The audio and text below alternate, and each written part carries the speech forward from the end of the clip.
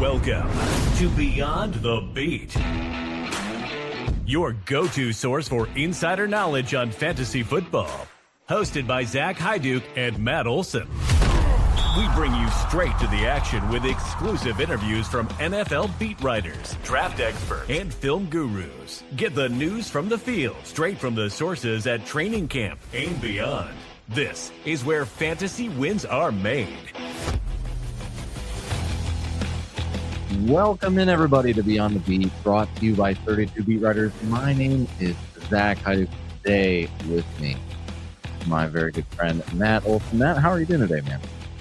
I am doing well. It is it's a sad day, sad week, I guess. The last week of the regular season here, NFL wise. Yeah, I know. And for me, the shattering of all my hopes and dreams on the year with my fantasy teams. I don't know exactly how everything for you went, but I swear if I take second place in like the main Dynasty league that I'm in, that I care about the most, one more year, I might just quit football, fantasy, and everything altogether. It's starting to get absolutely ridiculous. So I think I'm on year 6 or 7 of hitting second place. I've never taken home a Dynasty championship. I have taken second like 7 times. I kid you not. It's insane.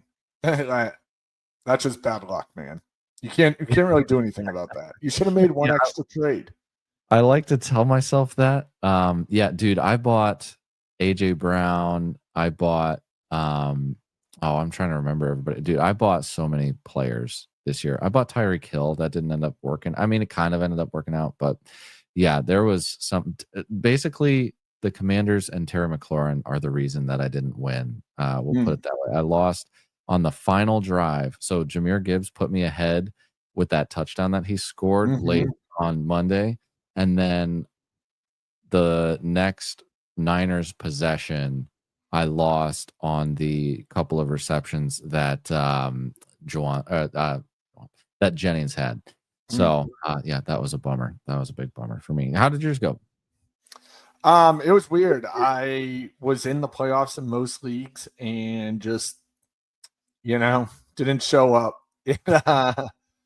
There was a couple of heartbreakers in there for sure. My one main league, I have been playing in, I think it's like 18 years now. I honestly can't even think about how long at this point, but every year is a grind. I think there's some relief for everyone this week. You hear people who are like, I have 25 fantasy teams.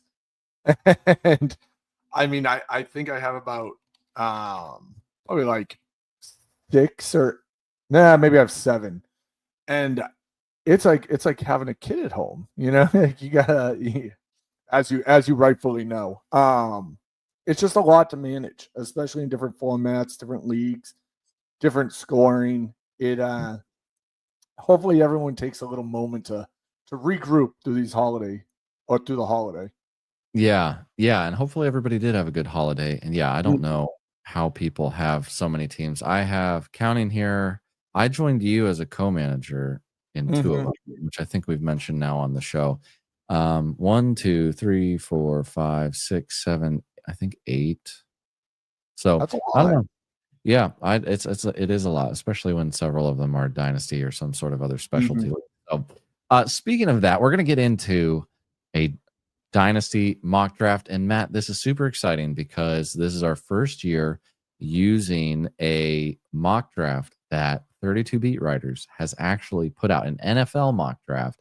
And now we're putting out our very own Dynasty Rookie Mock Draft based off of that. So let's go ahead, if we can, and dig into that real quick, unless you had any comments on that.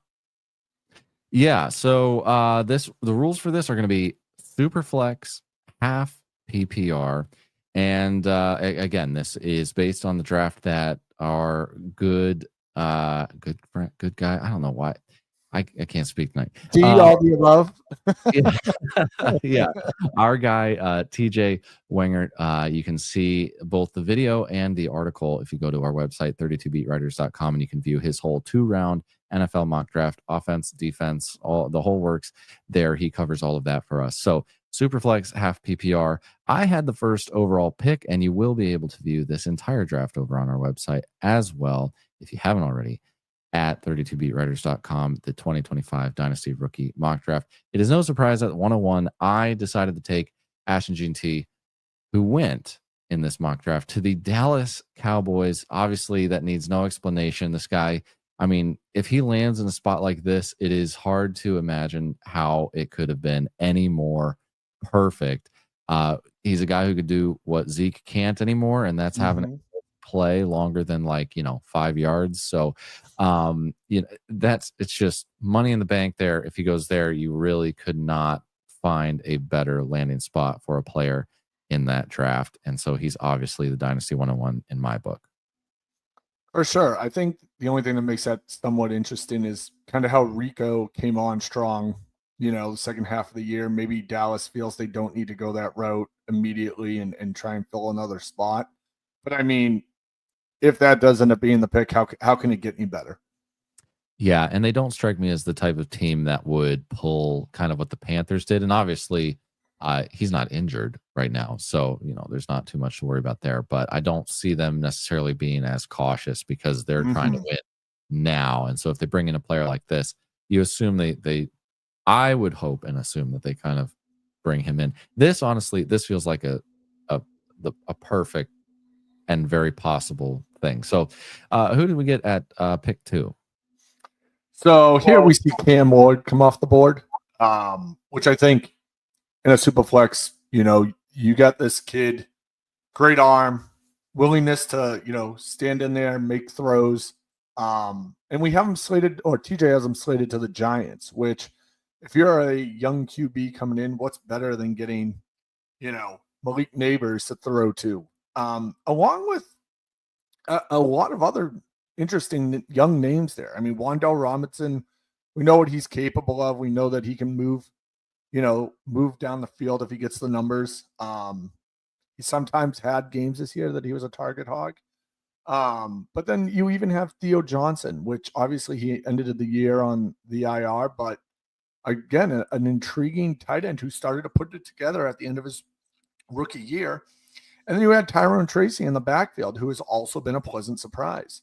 I also feel like I basically just said that Daniel Jones and the QB play was the absolute problem with this team, which I don't think is anything that, people don't know at this point, but it really did kind of rest on him the more you looked at this. Yeah, and if they can get somebody in there like that and find a way to protect him a little bit, it does depend.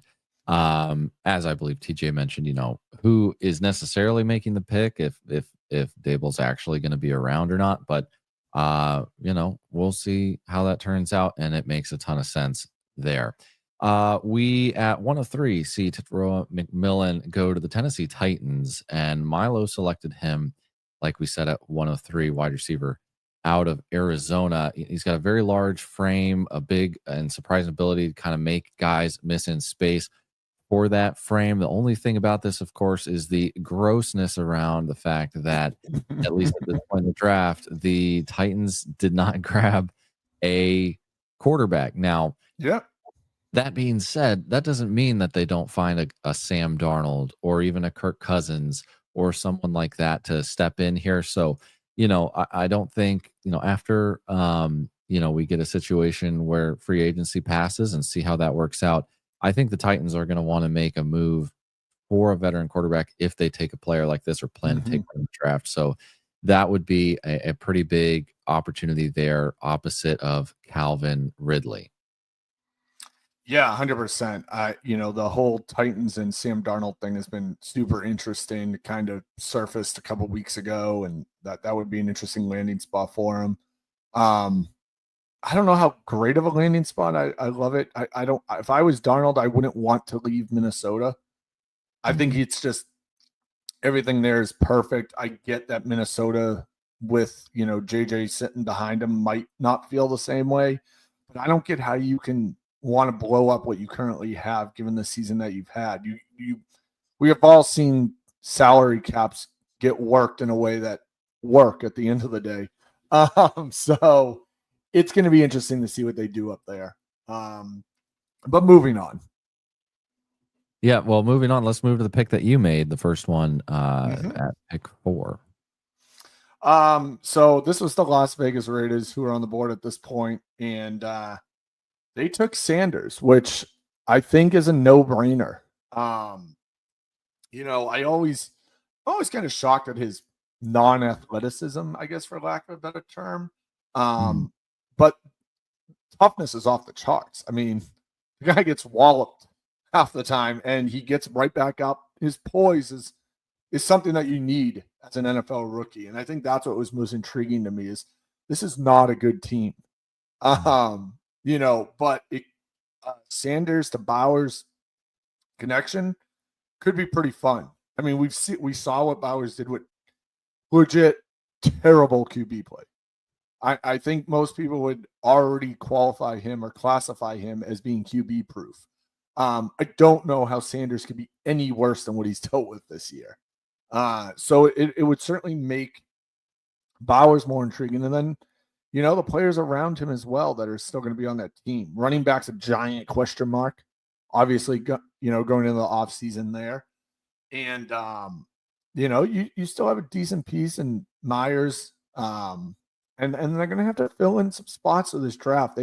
That's a team that needs to hit on a lot of spots to get back to somewhat relevant.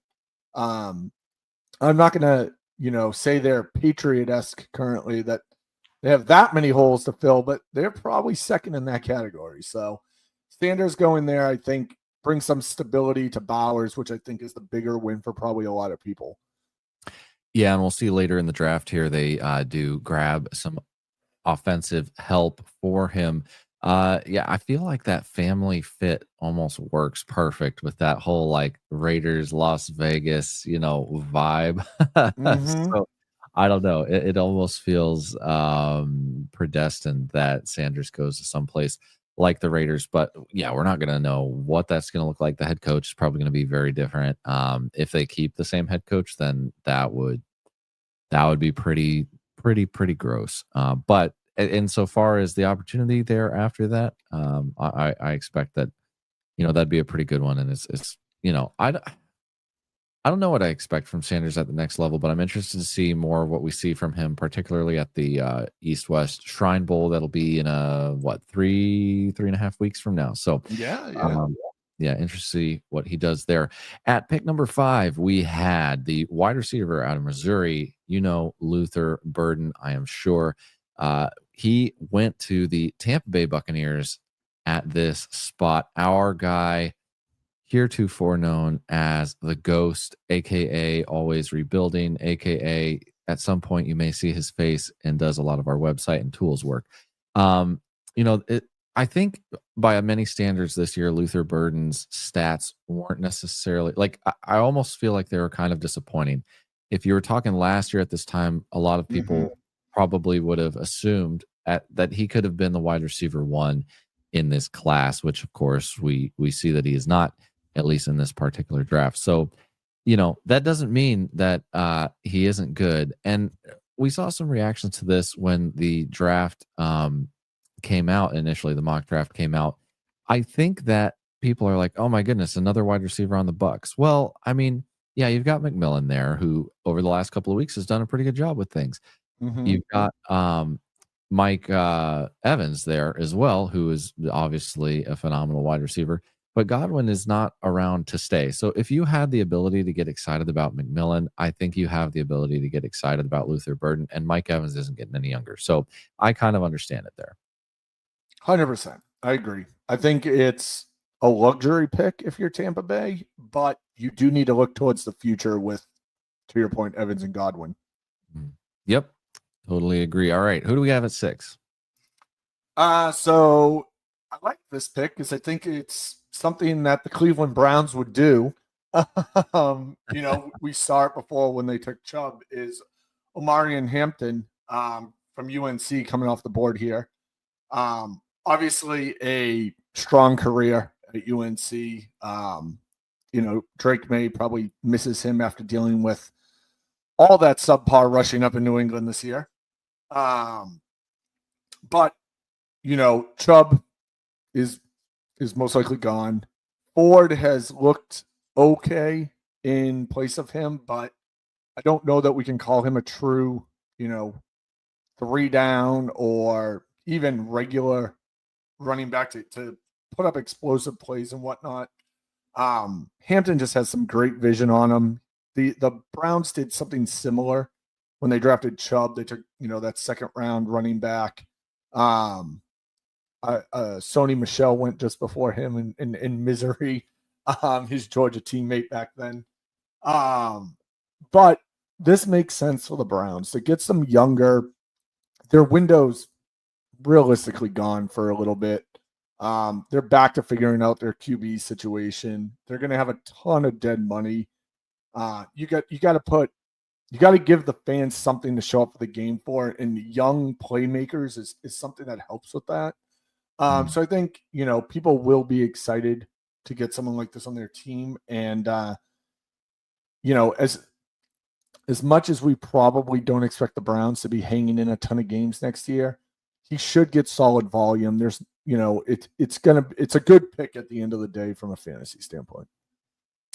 Yeah, and I don't know how I didn't notice this, but when you mentioned Chubb, I was like, really? Is he definitely going to be gone from the Browns this coming year?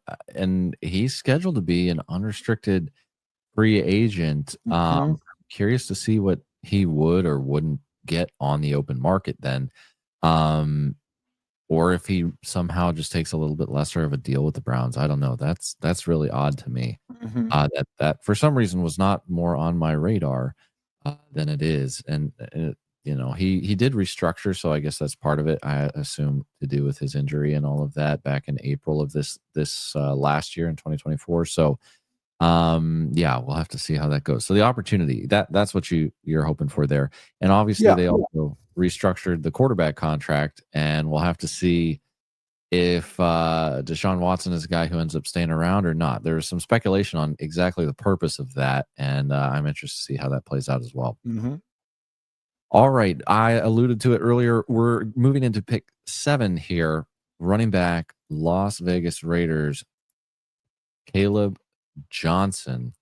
As I mentioned, the Raiders are a gross kind of spot, but the opportunity here would be immense. Pair him with somebody like Sanders. You've got Bowers there, and then Caleb Johnson, Jacoby Myers, V6 round. That's not too bad. We liked what Josh Jacobs brought to the table there, and he was not a guy who had a ridiculous amount of receiving, at least particularly in the reception touchdown category. Has he scored one yet, or did he finally get one this year? I don't recall, but we're not going to know for about 8 months or so exactly what this is going to look like. But the Raiders, in terms of getting better, currently ranked 28th out of 32 in terms of scoring. So, this guy's got good size, led the Big Ten in rushing yards and rushing touchdowns. And while he's not like a receiving specialist, he certainly seems that he could add that to his game at an increased level at the next level. So I'd be very, very interested at that pick. He'd be the third running back, I believe, off the board at that point. Great compliment to Sam McCormick as well. Let's not forget. Oh, yeah. Obviously, RB1 here. And you know what?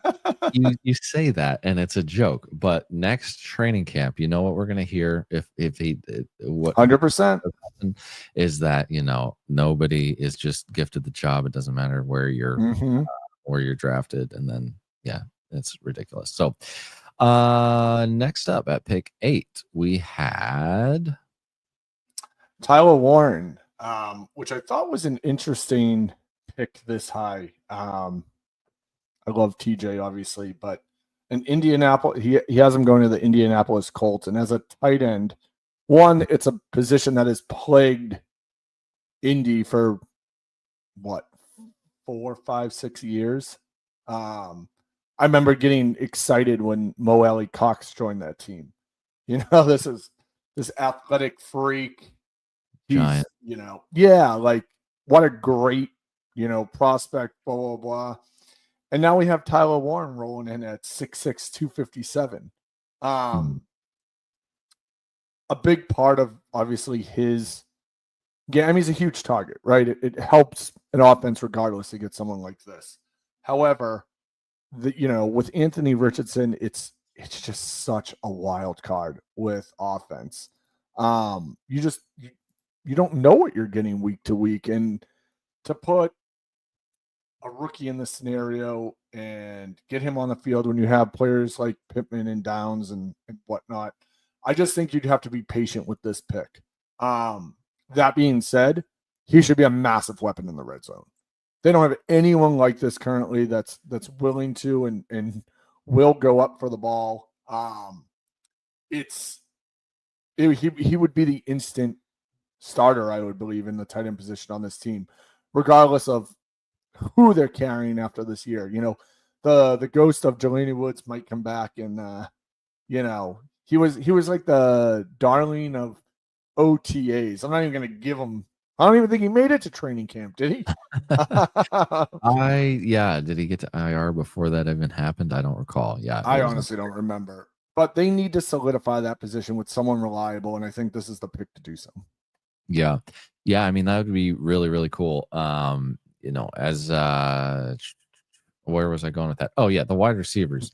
As you touched on a little bit, like I think disappointing is the word that you could probably use for most of them, particularly the rookie that is blanking in my brain right now.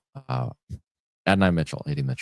So moving on to pick 9, wide receiver out of Ohio State, Emeka Egbuka went to the Houston Texans.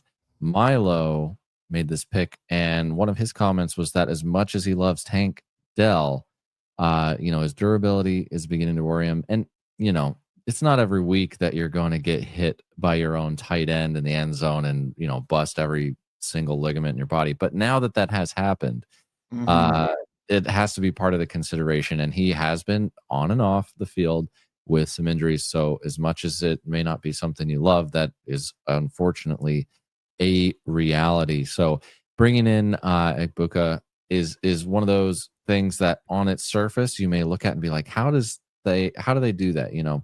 Well, Stephon Diggs no longer there after this year. I mean, he was on a 1-year deal. They could, I think, decide whether or not they want to bring him back. So the reality is he's not a guarantee. And then you're not going to get Tank Dell for the beginning of the season. I don't know how long you're not going to have him, but even if he pulls off a miracle and somehow is like in training camp and like participating in a serious way, I cannot imagine in any circumstance that he's actually healthy at the beginning of the season. That feels impossible to me.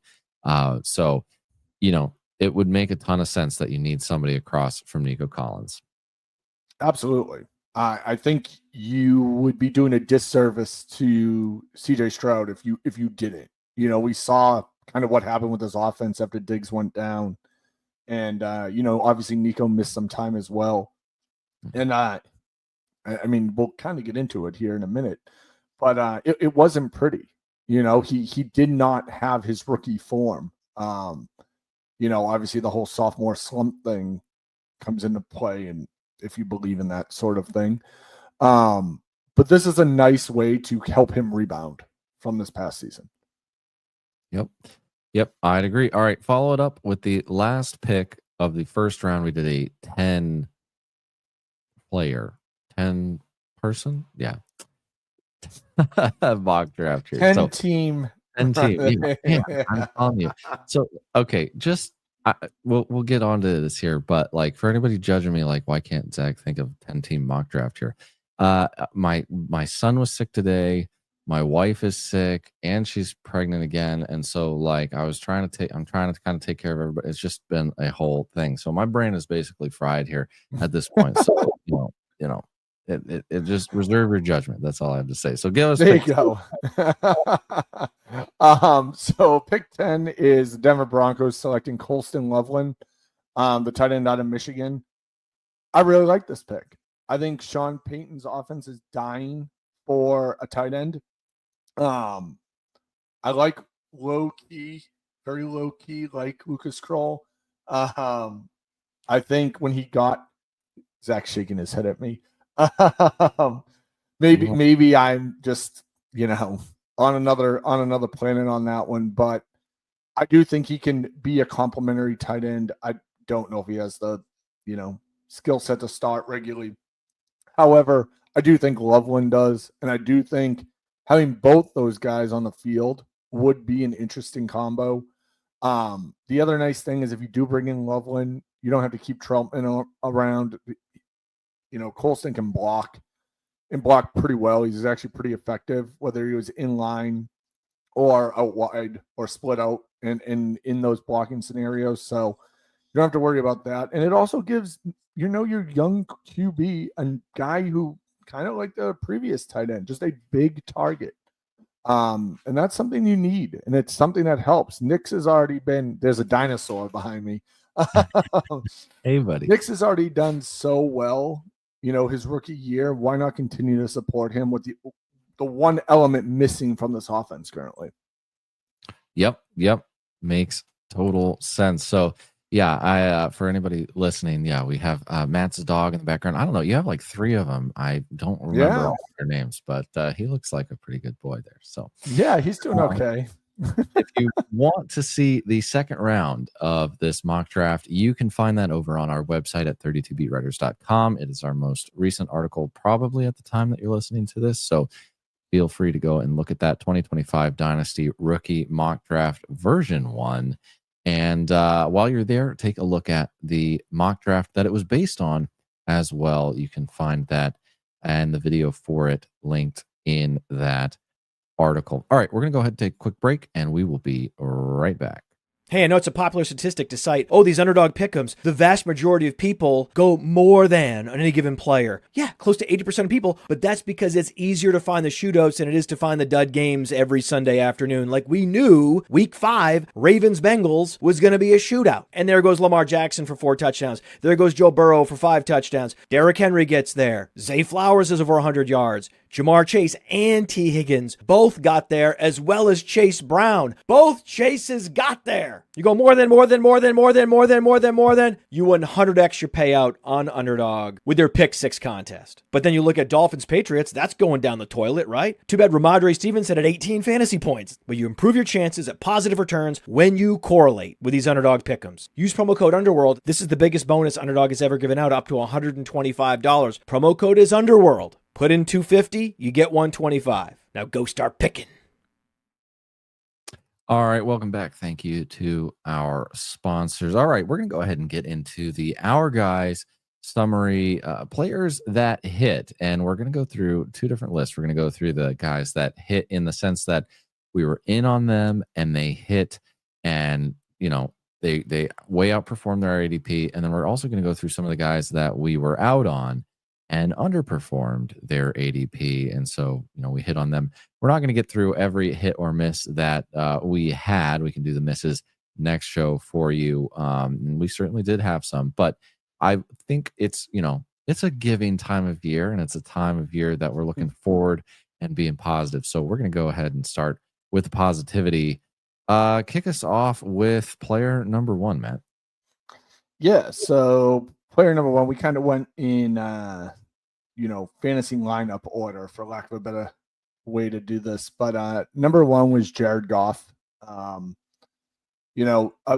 of prerequisite all of this stuff. Earlier today, we went back through our website. We pulled summaries. We pulled player news feeds, and we looked at guys. We have a hot or cold system on the website to let people know, like, hey, we're in on this guy. Hey, we're out on that guy. We're going to do a better job of this next year. Me and Zach talked about that, about making it a lot more clear. But that being said, it was amazing. It was so cool to go back and just see the progression of some of these players and kind of put the patterns together to be like, that did work out how everything said it was going to. And this is the reality based off of what these beat writers said. And, these guys are out there every day on the grind getting us this information. But, a lot of them they're not going to make bold predictions regularly. That's on us to kind of help you guys determine what makes the most sense. And I think as we were going back through these, it became very clear that, we did a pretty damn good job. I'm not trying to brag here, but the list was strong. So that being said, it did start off with Jared Goff. You know, I think a big part of this, or the Goff, is that if you look at everyone around him, the news was positive. And sometimes that's the connection you have to make. You know, you look at Gibbs offseason, you look at Jameson Williams, who we're going to get into here. Everything was positive. And for some reason, this guy had a QB ADP of 14. And it almost didn't make sense. When you, now in hindsight, it makes zero sense. But even at the start of the season, I mean, I think Jared Goff, on any team I was redrafting, I was just sitting on him and waiting because I could. And it was very strange. He ended up finishing QB6, which makes perfect sense after you look at all the data. So it was nice to kind of have that, you know, okay, we see what we're doing in Detroit. We see Ben Johnson take another step in terms of his play calling and what's going on there. They were very creative in what they were doing in the offseason and actually allowing the beat to talk about. So it was super interesting in that regard. And that's how we got to this point of probably Jared Goff finishing at QB6. Yeah. I mean, he's a guy that I picked up in a couple of spots as well. And I played him. I also had Lamar Jackson. So sometimes, you know, I didn't need to do that, at least in reference to the dynasty leagues that I was in. But yeah, I mean, Ben Johnson is pulling out hook and ladders and putting 50 burgers on guys any chance that he can, him and, of course, the head coach there. But I think that I am a little interested. I would be a little interested to see what would have happened had their defense not totally fallen apart because of all the injuries there. But the point remains that they have put up a ton of points, and so has Jared Goff. And the domes have been favorable for him that he has played through. So we were also very in on Brian Thomas Jr. We had some reporting, wide receiver, of course, rookie for the fish tank down there in Jacksonville, the Jaguars. There we go. Thank you. You know, we had some reporting that, you know, Brian Thomas had been working his way through training camp, making, you know, steady steps in the right direction. He had kind of a quiet start to camp, but right before the season began, he kind of started to show us a little bit more and a little bit more and a little bit more. ADP of wide receiver 43 has finished at this point of the season, and I'm going to count it as finished because we don't care about week 19 here.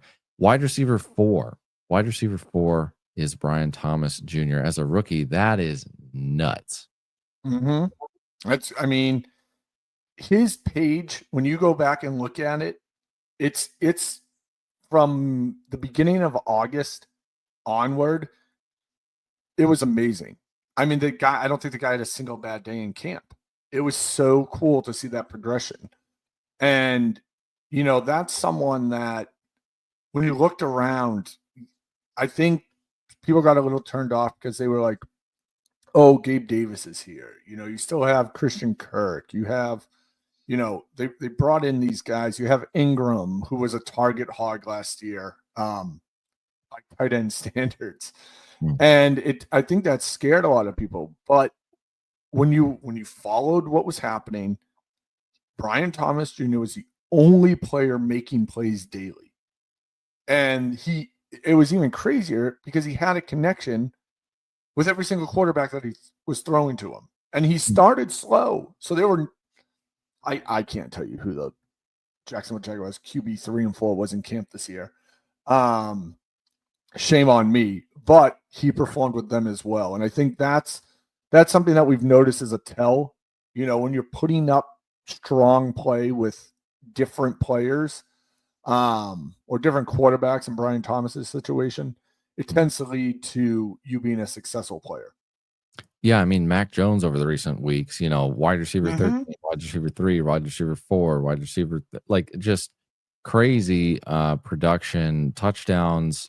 He's up to 1, 2, 3, 4, 5, 6, 7, 8, 9, 10 on the year. It's going to be hard for him to outperform this in some capacity next year. Just super, super solid. A guy that you put in your lineup. And after, as you mentioned, that slow start there, he's currently at 1,179 yards. And as I mentioned, 10 touchdowns. And that is with being basically the only guy and working with a quarterback in Mac Jones over the back part of the season here. So we're also very big in on Jackson Smith-Njigba sitting at wide receiver 8 with an ADP of wide receiver 40 before the season began.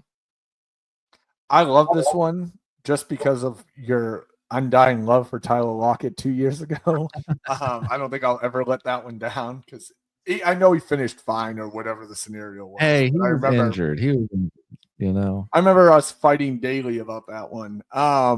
But it was good to see this kid's progression this year. Corbin Smith, great beat writer for Seattle.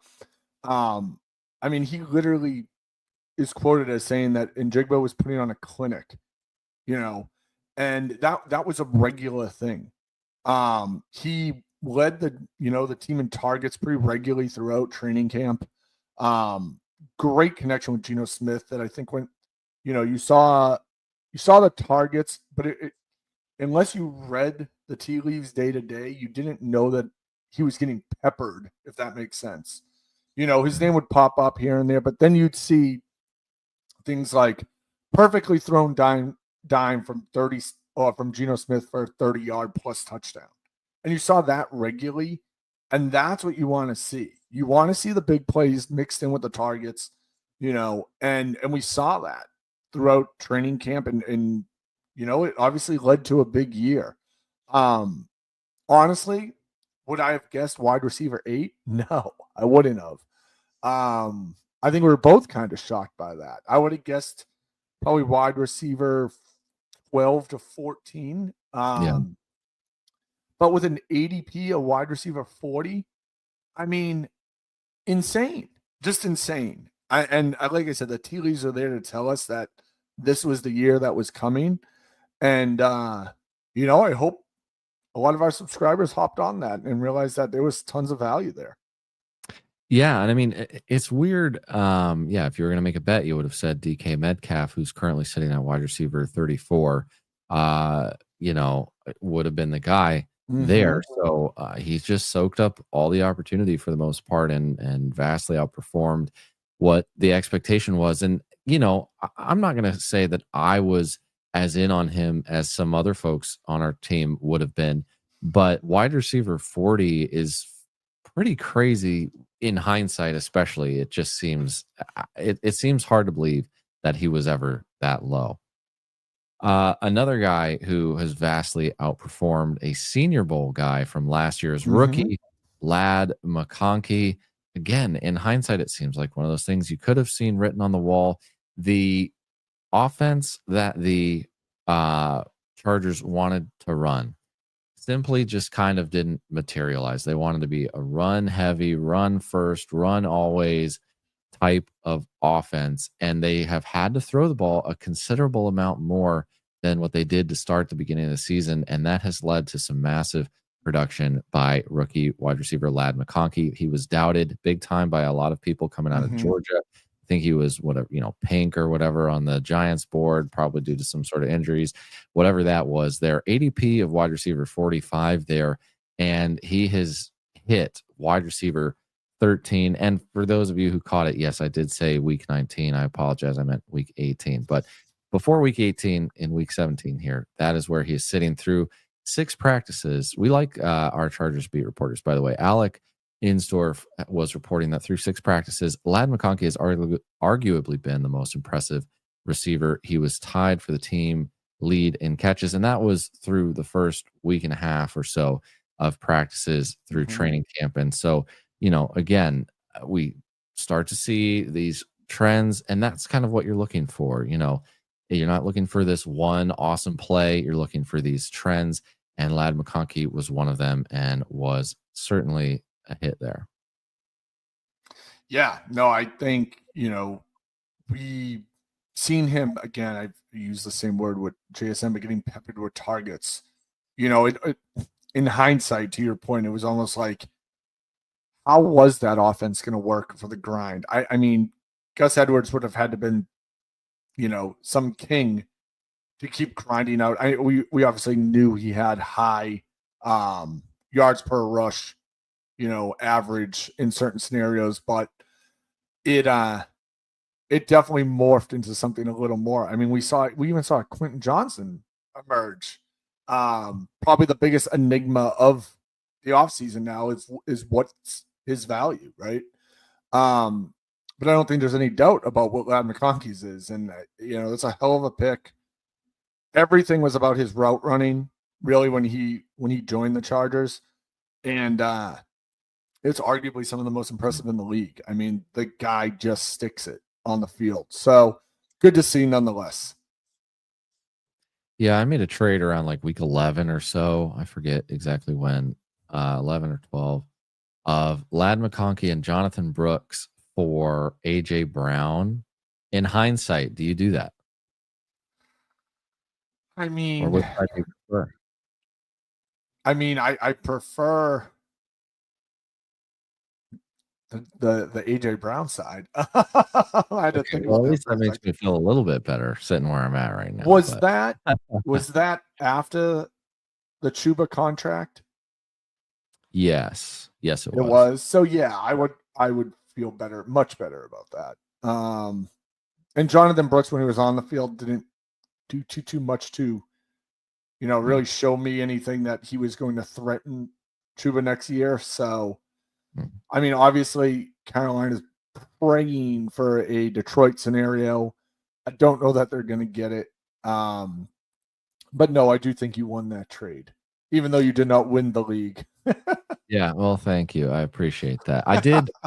I actually remember I threw in a 26 first, and I also got back James Conner. So I don't know. We'll see. I'll take. We won't get into that anymore, and we'll just assume that I still won it. So Jameson Williams was the guy that I cannot claim this one. You're going to have to claim this one for us.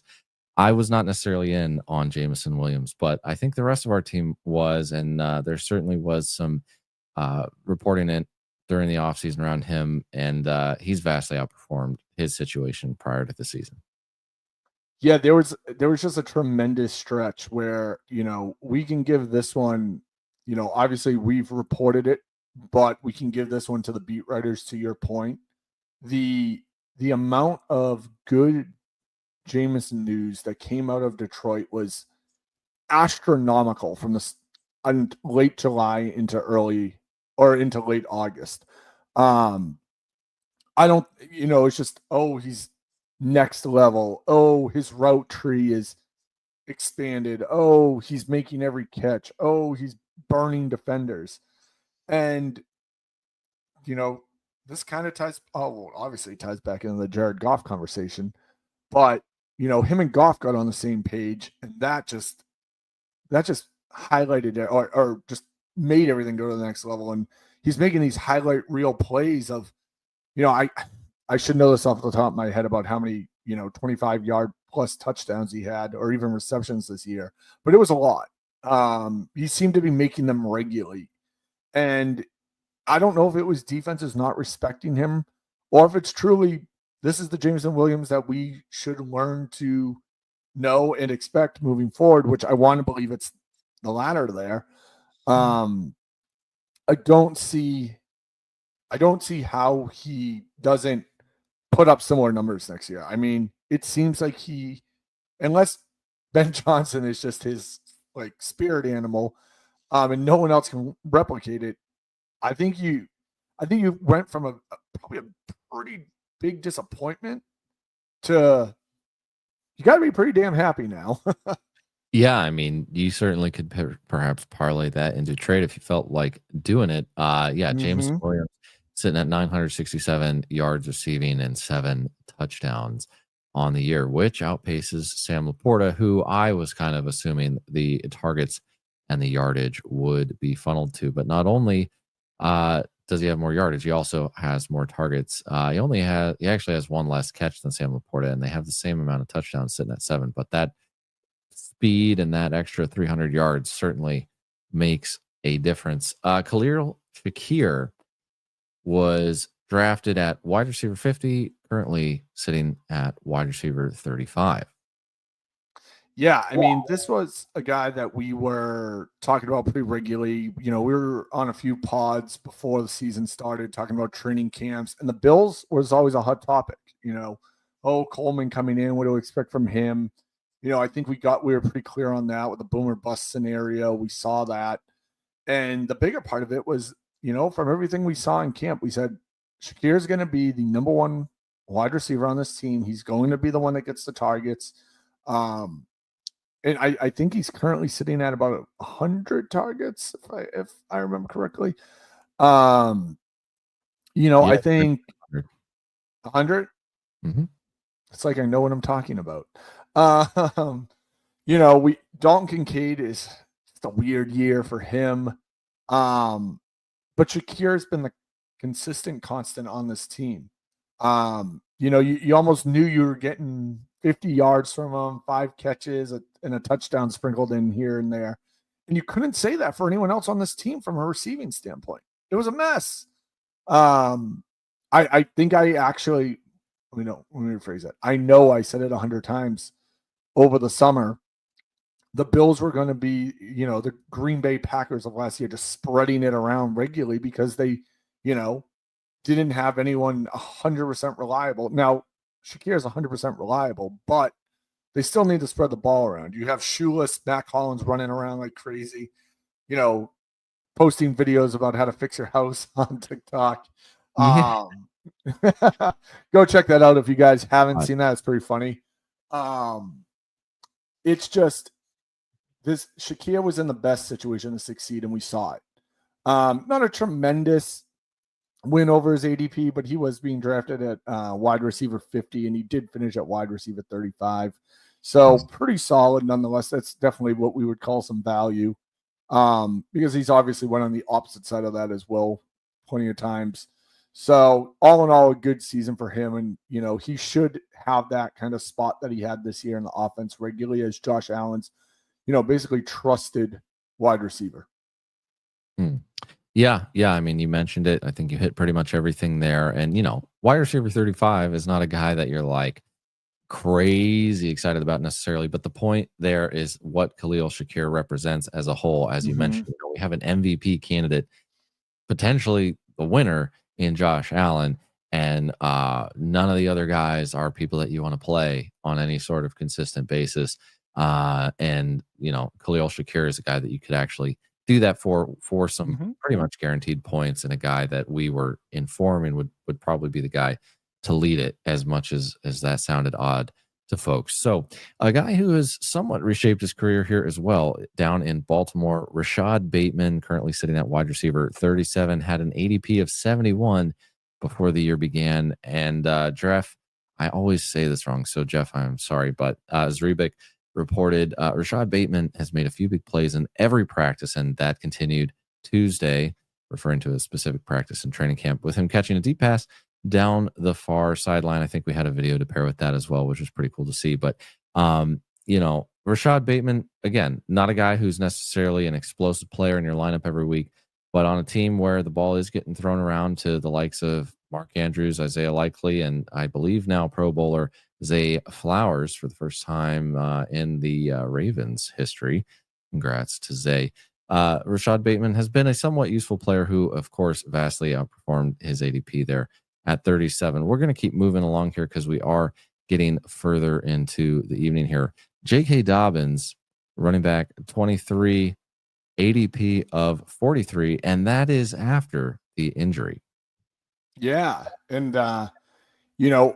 probably, I don't want to say the best, but a very strong, beat writer out of, I almost said San Diego. I still can't get the Chargers into Los Angeles. I don't think I'm alone on that one either. But Daniel Popper reported that if you had to pick, and I will give Daniel credit because he does make predictions. Not a ton of a lot of beat writers are just pure facts. Daniel will occasionally go out and give, an opinion on what he's seen and whatnot. And in this case, he said, if I had to pick between Dobbins and Edwards in a draft scenario, I would pick Dobbins. He has looked explosive in camp. And we saw that explosiveness to the tune of him finishing at RB23 with his ADP of 43. We talked missing 1, 2, 3, 4 weeks outright and playing 30% against Baltimore in week 12. Yeah, I mean that's a big deal. He even though we talked about it earlier about how that Chargers offense kind of changed from what we expected, there was that one consistent scenario with him. I believe he's a free agent after this season. I believe so. I think he was paid like $3 for his. Yeah. Maybe he'll get like $6 next year now. But he will be an interesting name out there based off of what he did. I wouldn't be shocked if the Chargers try and bring him back. But who knows? That's going to be a weird scenario. And that's something that we'll have to keep an eye on in the draft. But nonetheless, we did see consistency through camp with him, and it did lead to him having a much stronger finish than expected.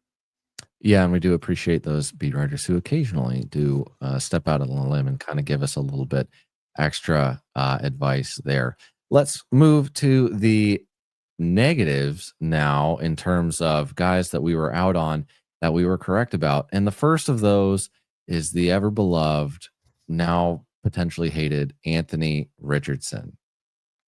Yeah, I mean, Richardson was a strange one this offseason. A lot of the media was hyping up his accuracy and that not, and then you would see tape and stuff would just sail and whatnot, and it just didn't connect fully. And obviously, we are all well aware that translated into the regular season in the form of a benching.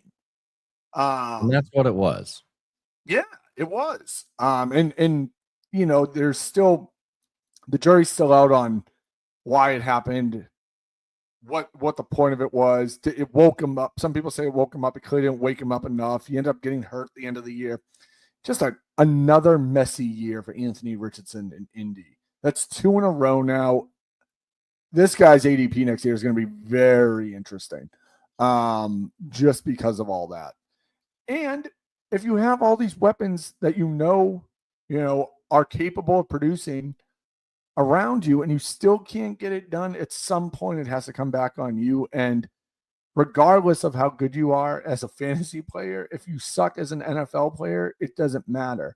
I'm having nostalgia of when I used to start Terrell Pryor when he was on the Raiders, and he was the worst QB in the world, but he would rush for astronomical numbers and get like 1 passing touchdown and 3 picks a game and put up 20 points. Yeah, great for fantasy, but that doesn't win NFL games. So Anthony Richardson's offseason is going to be one to watch. And it's going to be one that we definitely look at and decipher and hopefully help you with that, ultimately with that decision. Yeah, and you know what? I'm going to tell you my take on it right now. I'm out. OUT out. I don't care what his ADP is next year. I'm interested here. I'm trying to find. Here we go.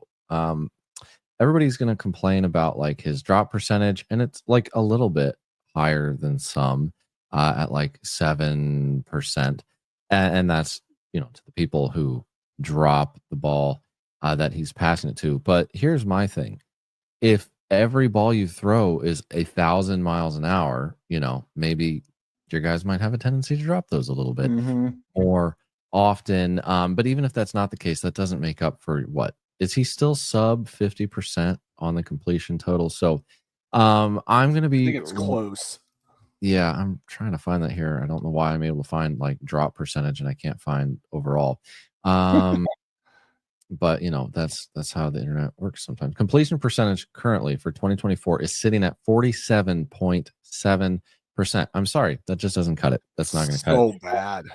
Yeah, it's awful. I'm not saying I could do better, but like it's hard for any NFL QB to do worse. So as far as that goes next year, I'm going to be really interested to see what happens. There was some reporting out on that recently. I think Ian or Shefty and some other national reporters were kind of putting out there that, you know, they know who they have. You know, they didn't. I think they were eliminated from the playoffs like last week, and that's kind of when all that reporting came out of like, all right, you know, they're hoping that they still have they're not even hoping, like they're saying something about like almost like assuming that he's still the guy for the future, which for me is insane to even postulate that that's a possibility. We have to get through at least completing 50% of our passes before we hit that next Do you year. think that's the number?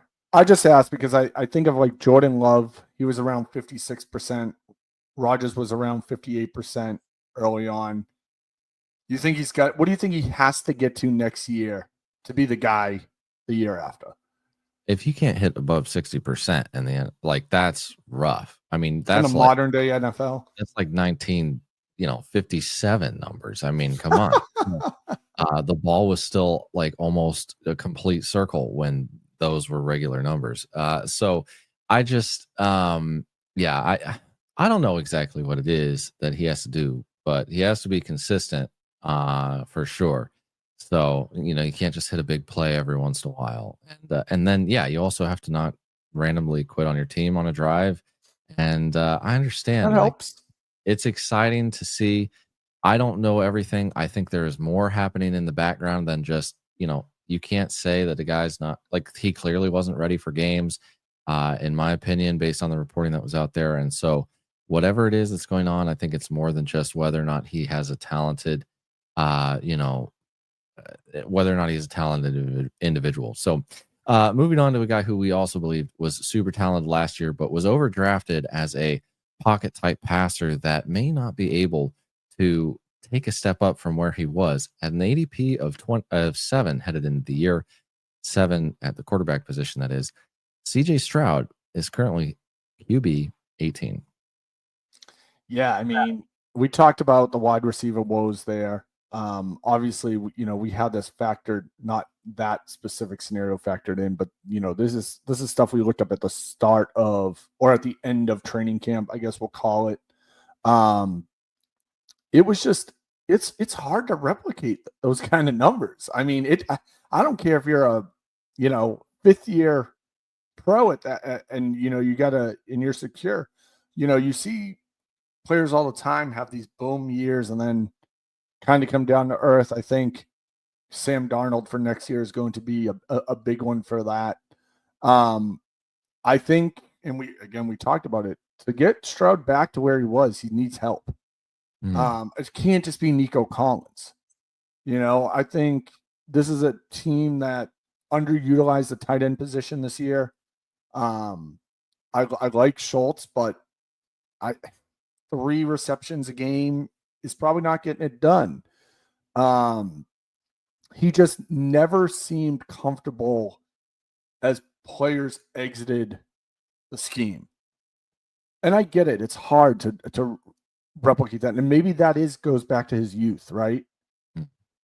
And we saw poise in year 1. But, you know, if we look back through some of his offseason stuff, there was a lot of misses. A lot of it was, and this sounds kind of crazy, but when you go back and look at it and you see the dump offs to Mixon, you know, and the short stuff, and again, the tea leaves are there. He wasn't taking shots down the field regularly, you know, unless it was to Collins, and it just it materialized to QB 18. Yeah, and as you kind of alluded to there as well, the injuries, like, that all kind of piles up, but you got to be able to perform at a higher level than that. I don't know what is going on for sure, but what I can tell you is that Bobby Slowick is probably not going to be getting any head coaching interviews this year, kind of due to how that has looked. They're currently sitting at 9 and 7th. They're 18th in scoring.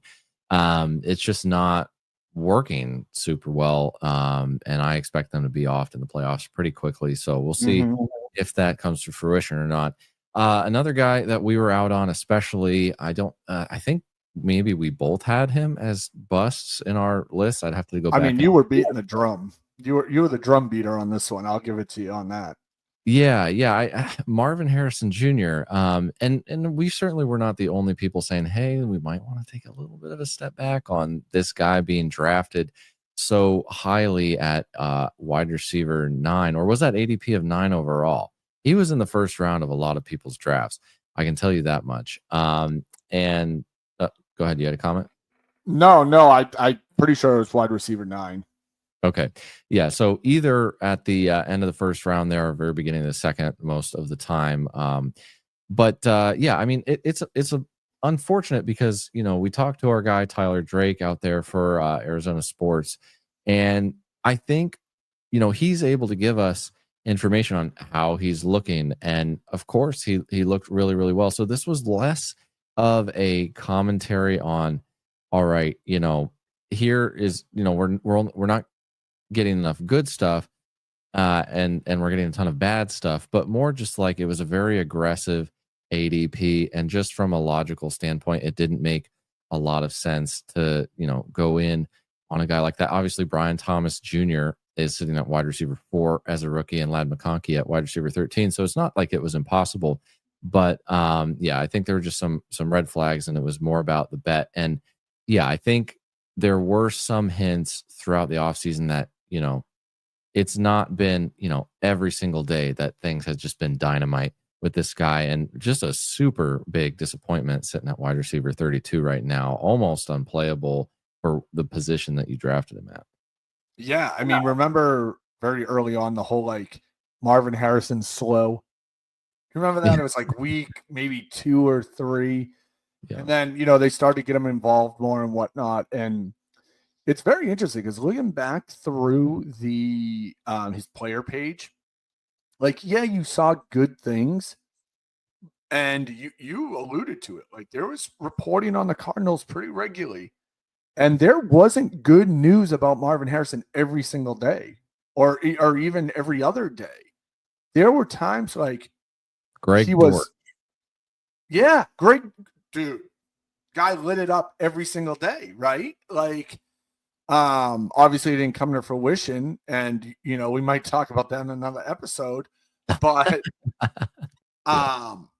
you didn't see Marvin Harrison's name regularly popping up, and part of that was, I think he might have been somewhat injured at one point, and they were bringing him on slow. I remember him catching passes in a bucket hat for a week.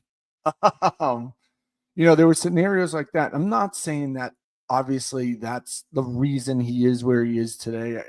You're 100% right in that it was just too much expectation for not enough, proof, I guess, from what we saw this offseason. Yeah. And I mean, if you just look at the current end of season numbers, if the season ended today, 110 targets, 822 yards, 7 touchdowns with a yards per catch of 14.42. That's not bad. No, it's not what you're hoping for. It's not bad. But a lot of it can, he's had 2 games over 100 yards. Mm-hmm. He's had 1, 2, 3, 4, 5, 6, 7, 8, 9, 10. He's had 10 plus games under 50 yards. So it's come in waves at times, and you've gotten basically nothing over the last half of the season here, except for 1 game in terms of yardage. Last week against the Rams, he had 96, which is the highest that he had posted since week 8 against Miami. So, you're just very, very disappointed in that, and we'll be interested to dig into that this offseason. Round us out with the last guy that we're going to talk about on the guys we were out on. Yeah, so another, pretty interesting hit in Travis Etienne. I'm pretty sure I am the king of the Tank Bigsby fan club. You send out the newsletter. I might get a tattoo next year. I don't know. But I have loved Tank Bigsby from the moment he got drafted. He's been a camp darling 2 years in a row. Obviously, last year didn't work out. If we were doing the misses of 2023, Tank Bigsby would be on there. There's no doubt about it. This year, a little different. I mean, we saw him outperform Etienne multiple times. And it was interesting because at the start of the year, or not even the start of the year, the start of the offseason, I mean, we're talking way back. I want to say this was like March-ish. Did you like that? That was a lot of Bostonian. I did like that. I was trying not to say anything. March is a hard word for me. Everybody's gonna be a hard time on that one. But and I'm pretty sure we were all in on this. Like the idea was that Travis Etienne was going to get the ball more in the passing game. We wanted to feature him more. We wanted to get him out wide more, so on and so forth. Okay, well, if that's happening, he's obviously getting taken away from rushing the ball. And carries still have, especially in a Doug Peterson offense, like carries have to be there.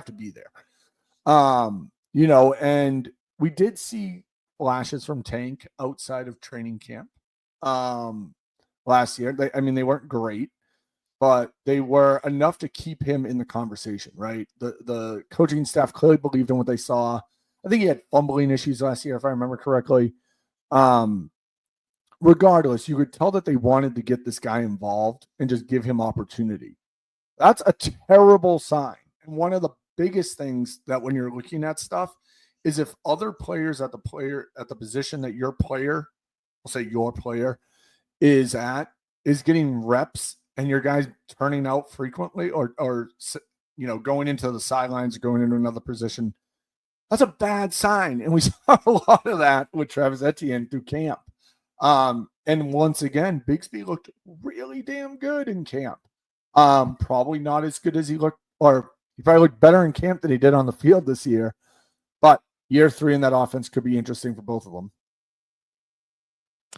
Yeah. And I'm just looking up. I was trying to pull up the contract here for Etienne. I think they did pick up the 5th-year option in 2025, but they haven't signed him to a longer-term deal, and they certainly could have done that already. We know that they're going to be probably flipping their head coaching position, and who knows what they'll do there at general manager. But we know that whatever that looks like, it's probably not going to look amazing next year either. Or if it does, we'll be surprised. So currently running back 39, drafted at running back 11. So a very, very large fall from grace there. As we mentioned, we'll try to maybe do the misses that we had next week. But of course, we had basically none that I can recall.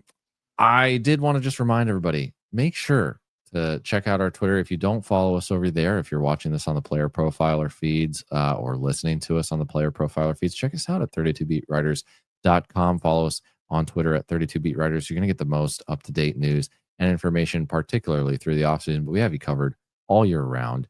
Also, check out the tools that we have over there. If for some reason that you have a fantasy championship this week instead of last week, as I believe you should have, and your league hasn't changed over to that, go to tools.32beatwriters.com and make sure especially to check out the rankings that we'll have, as well as the 2025 Dynasty Draft Tracker for those of you who have your seasons over and you're looking forward to the next season. Eventually, we're going to be giving you the big board that we have, along with the ability to create your own big board. And it's going to be really, really cool when we have some of those additional tools. Matt, do you have anything else for the people before we head out? No, it's welcome to 2025. We're looking forward to this offseason. We got a bunch going on, as Zach alluded to, getting ready and getting our bags packed for the Senior Bowl. It's going to be a good one. TJ and Zach will be down there. I will be in Cancun. They're going to do a great job. Yeah, we're going to be, not that I'm not going to enjoy myself. Don't get me wrong. I'm going to have an awesome time. I'm very thankful for the opportunity. But yeah, we are going to be on like Radio Row at 6 a.m. So Matt's going to be, waking up from whatever haze he was in the night before down in Cancun, having a great time. But I hope you do enjoy yourself while we are doing that. Yeah, we're going to be gearing up, and we'll probably bring you some Senior Bowl previews here in the next couple of weeks with TJ, and we'll get into that. All right. For TJ, for Matt Olson, for the rest of the 32 Beat Writer staff, I'm Zach Heidi, and we will see you next time. Thanks for tuning into Beyond the Beat with Zach Hyduke and Matt Olson. For more expert analysis and exclusive insights from the best in the game, don't forget to subscribe and stay ahead of the competition. Until next time, keep turning that insider knowledge into fantasy football wins.